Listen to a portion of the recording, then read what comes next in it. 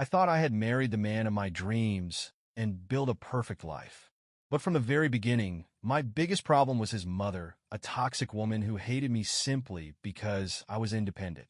She tried to convince my husband to leave me, interfered in our wedding, criticized my pregnancy, and even after our son was born, she demanded that I follow her rules.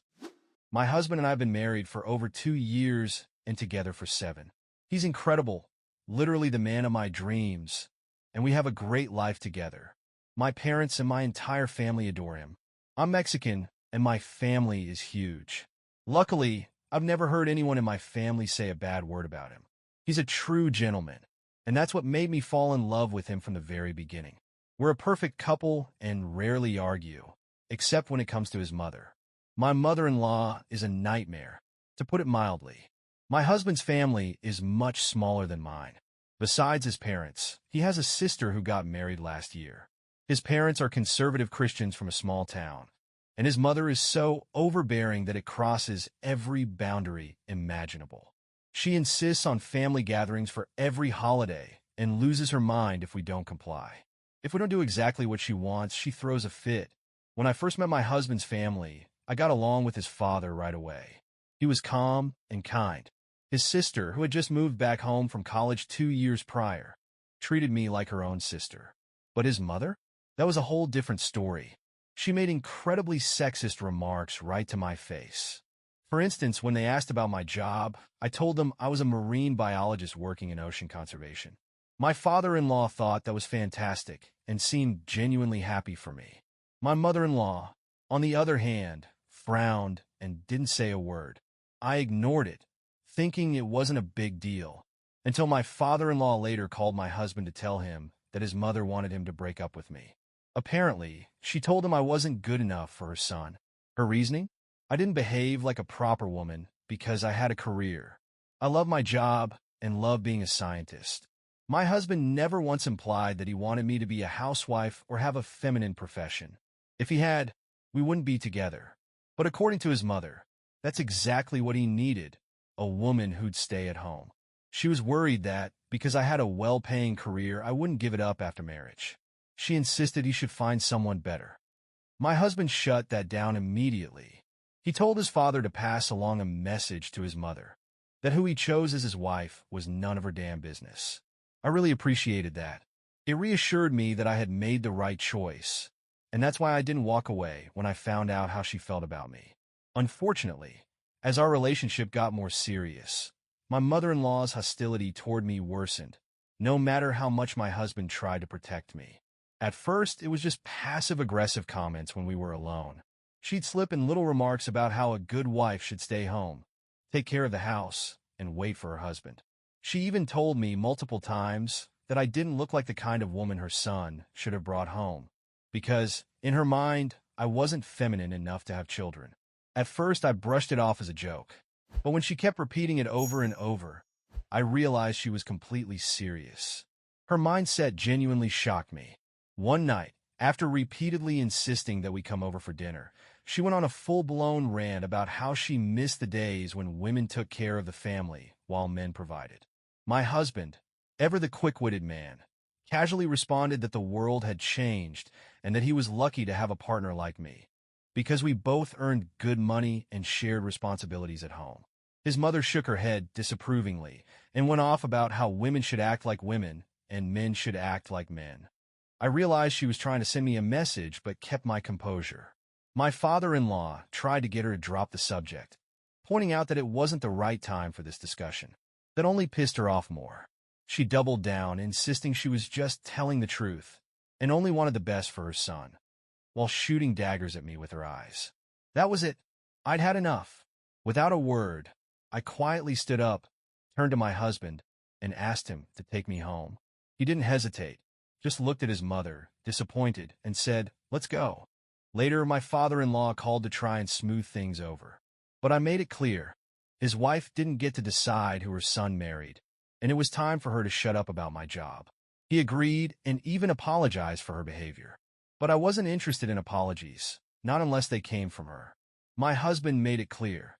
If his mother didn't apologize herself,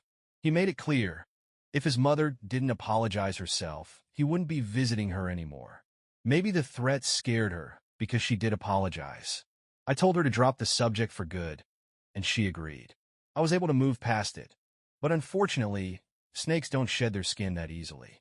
A few months later, when my husband and I had just moved in together, before we were even married, I had to leave for a research expedition that would last several weeks. Somehow, she found out and immediately called me. Her first question?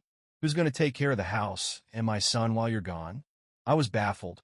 I put her on speaker, so my husband, who was driving, could hear too.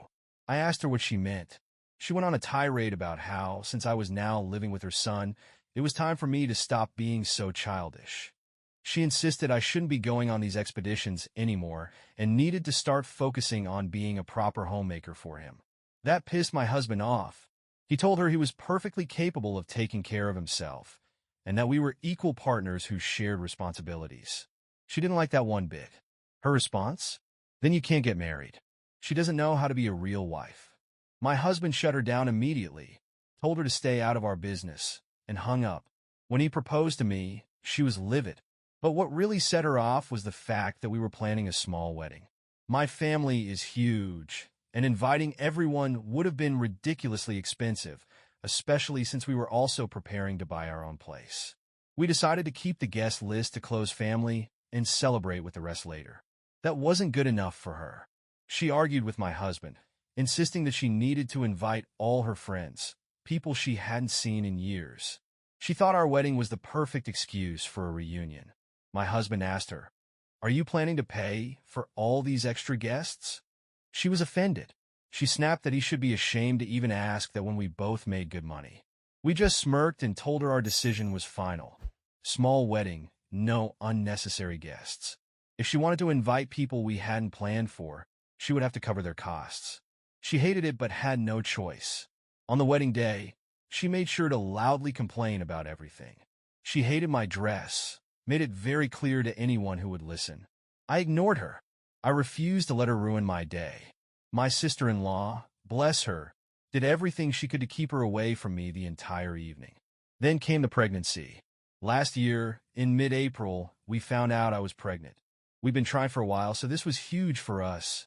We waited until the 9th week to announce it to close friends and family. My mother-in-law was furious that she wasn't the first to know. She actually called me to demand an explanation. According to her, as my husband's mother, she had the right to know first. She made it clear that she was disappointed in me. I didn't have the patience for her nonsense. I told her we had our reasons for waiting, and that if she wanted to complain, she could call my husband, because I wasn't about to sit through another one of her lessons on how a good woman should behave. And then a month later, my sister-in-law dropped a bombshell. She was pregnant too. We were shocked but thrilled. Another baby in the family. She wasn't married yet, but she and her boyfriend had been together for a long time. I knew my mother-in-law was going to have a meltdown over this. She was ridiculously old-fashioned when it came to having kids before marriage. And, as expected, she freaked out. But my husband backed his sister completely, and eventually his mother had to accept it.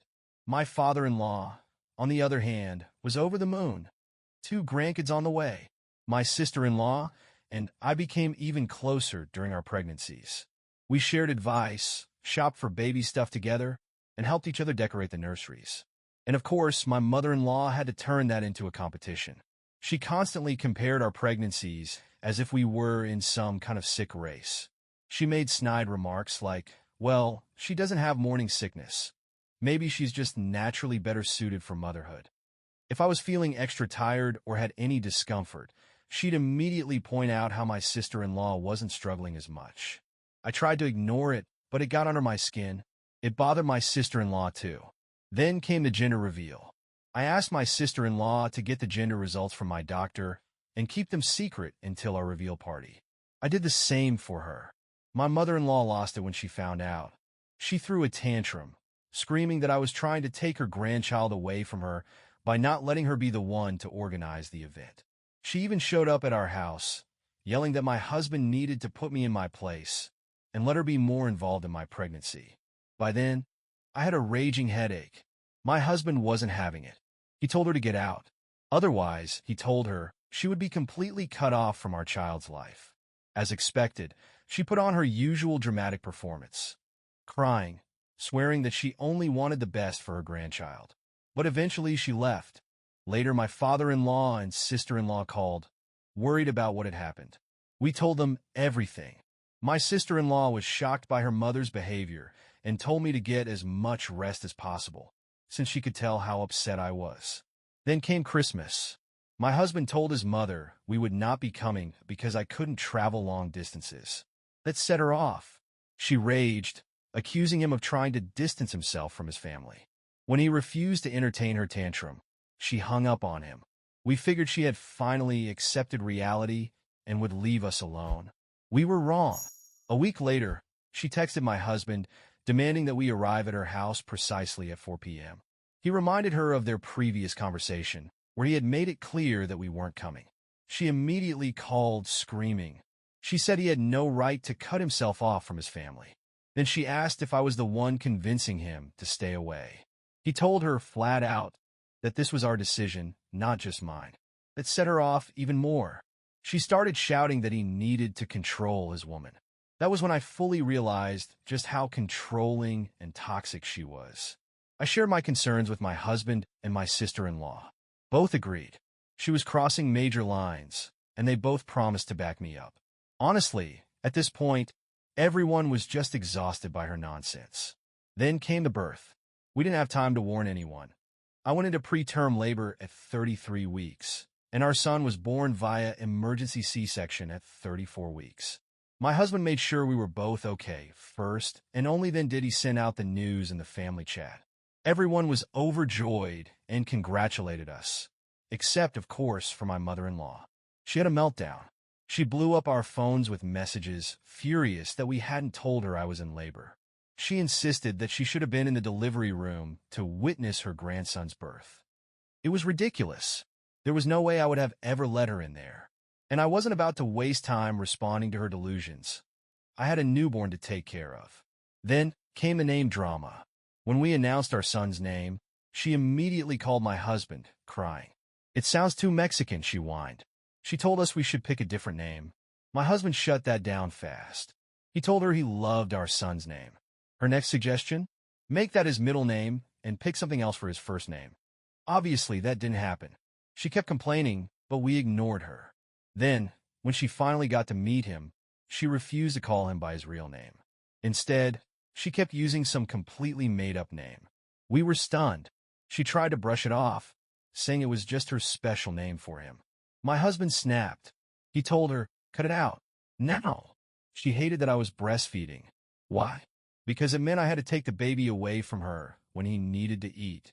She actually demanded that I switch to formula, so she could have more time with him. My mom, who was there, calmly explained that breast milk was best for a newborn. My mother-in-law argued. She claimed it was unfair that she didn't get more access to him. At this point, her control issues were so obvious that everyone was noticing. And then came the final straw. She invited me to lunch, saying she needed to discuss something important. I tried to cancel multiple times, but she begged me to come. She insisted it was urgent. So, fine. I went. She greeted me warmly. We sat down and ordered food. Then she hit me with it. "Have you thought about who's going to be the godmother?" I pressed my lips together, already knowing where this was going. I calmly explained that my sister-in-law and I had already discussed it. We were going to be the godmothers of each other's children. And that's when she lost it. She burst into tears. Right there in the restaurant. She started screaming, demanding to know how I could do this to her. She insisted that my sister-in-law already had her own family, so I should have made her the godmother. She said she had a right to this role as the grandmother. I reminded her, with a smile, that she had always insisted my sister-in-law would make a better mother than me. So, she should be thrilled that my son would be in her care. But no. Now, apparently, she was the only one who could be trusted. She kept insisting that she had to be the godmother. Her delusional demands were pissing me off. I firmly told her, "This discussion is over. If you have a problem, take it up with my husband." Later, I told my sister-in-law what happened. She was pissed. My husband, too, was done with her nonsense. He started ignoring her calls altogether. And then last week, my sister-in-law gave birth to a beautiful baby girl. She asked me to be with her in the delivery room, since I had already been through it before. I was honored. I stayed with her all night, while my husband and my mom took care of our son at home. The morning after my sister-in-law gave birth, I made sure she was settled with her boyfriend before heading home to rest. Throughout the day, I received several calls from my mother-in-law, but I was too exhausted to deal with her, so I focused on spending time with my son instead. That evening, my husband came home in an incredibly good mood. At first, I thought he was just happy about meeting his niece, but then he told me something even better, something that made him even happier. My sister-in-law had finally had enough of her mother's toxicity. She had taken a firm stance and completely banned her from seeing her daughter. Apparently, when my mother-in-law showed up unannounced at the hospital, my sister-in-law told the nurses not to let her in. The only person she allowed to meet the baby was their father, because she didn't want their mother bringing her judgmental, toxic energy anywhere near her daughter. I was shocked. I never imagined my sister-in-law would stand up to her mother that firmly. But then it all made sense. That's probably why my mother-in-law had been calling me all day, either to blame me for what happened or to try and convince me to talk my sister-in-law into letting her meet the baby. Later, when I spoke with my sister-in-law, she explained her decision. After years of watching how her mother treated me, she knew she had to protect her own daughter from the same toxicity. Cutting her off completely was the only option. It was finally happening. My mother-in-law was facing real consequences for her actions, and they were severe. She was now fully cut off from her daughter's life, banned from seeing her granddaughter, and missing out on every milestone. That got me thinking, should we do the same? Would it be too extreme to cut her off completely? Update number 1. Hey, everyone. First, I just want to thank you all for your kind words and advice. It really means a lot. So, here's what's happened. My husband and I haven't spoken to my mother-in-law since my sister-in-law gave birth. She keeps calling, but we've been ignoring her. I talked things over with my husband, and we both agreed, for the sake of our peace of mind, it's best to cut her out of our lives completely. There's no guarantee she won't eventually treat our son the same way she treated me. For those wondering why we waited so long, here's why. My husband is the oldest child in his family, and he grew up in that toxic environment. For a long time, he didn't fully understand just how bad it was until his mother started treating me like garbage. He always stood by me and defended me, but dealing with her was complicated. So, we arranged a video call with his sister and father to discuss our decision. They fully supported us. Now, we just had to tell my mother-in-law. Update number 2. Last night, my husband finally called his mother to tell her our decision. As soon as she answered, she immediately started screaming at him. She ranted about how long it had been since he last spoke to her and demanded to see our son immediately. My husband stayed silent, just letting her finish her tantrum. Then, when she was finally done, he calmly said, "You're right. I should have made this decision sooner." For a second, she thought she had won. She immediately agreed, saying that this is exactly what she had been waiting for. But then my husband cut her off. As the head of my family, I have decided to completely remove you from our lives to protect my wife and child from your toxic behavior and endless drama. She was stunned. At first, she just sat in silence, trying to process what she had just heard. Then, when it finally sank in, she lost it. She screamed that she would come over anyway, and that nothing would stop her from seeing her grandson. My husband shut that down real quick. "If you show up uninvited, we won't let you in. And if you try to force your way in, we'll call the police for trespassing." That's when she turned on me. She started shrieking that this was all my fault, that I had brainwashed her son and destroyed their family. My husband didn't even flinch. "You can believe whatever you want," he told her. "But I've made my decision." She kept screaming. She accused him of never listening to her. She said he never should have married a woman like me. She claimed she had always known I would bring nothing but trouble. That's when my husband finally got mad. "You do realize it's not just us, right?" he said. "Even your own daughter wants nothing to do with you. Maybe, just maybe, the problem isn't everyone else. Maybe the problem is you." She refused to accept it. She insisted that I had turned everyone against her. My husband was done. "If you want someone to blame, blame yourself," he told her. "Your bitterness and controlling nature pushed everyone away.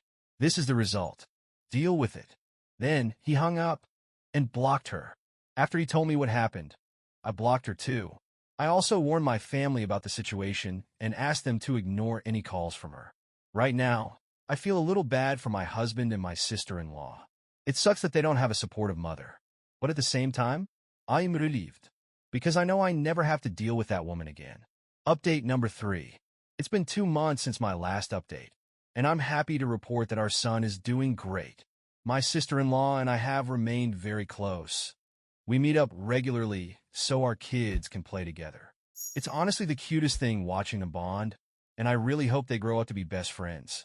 And, exciting news, my sister-in-law is finally getting married to her child's father. We all saw it coming, but now it's official. Now, on to the important part. We still haven't spoken to my mother-in-law. For those of you worried about our safety, don't be.